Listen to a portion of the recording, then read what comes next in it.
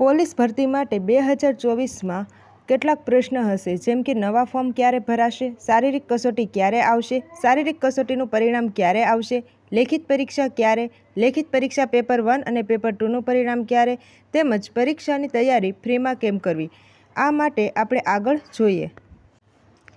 જાહેરાત 13/3/2024માં પ્રસિદ્ધ થઈ હતી. તેમાં ઓનલાઈન અરજીઓ સ્વીકારવાનો સમયગાળો 4/4/2024થી તારીખ 30/4/2024 સુધીનો હતો.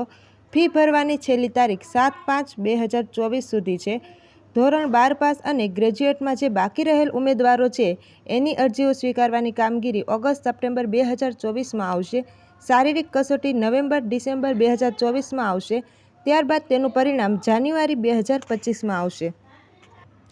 બિનહથિયારી પોલીસ ઇન્સ્પેક્ટર લેખિત પરીક્ષા ક્યારે આવશે? લેખિત પરીક્ષા જાન્યુઆરી-ફેબ્રુઆરી 2025માં આવશે.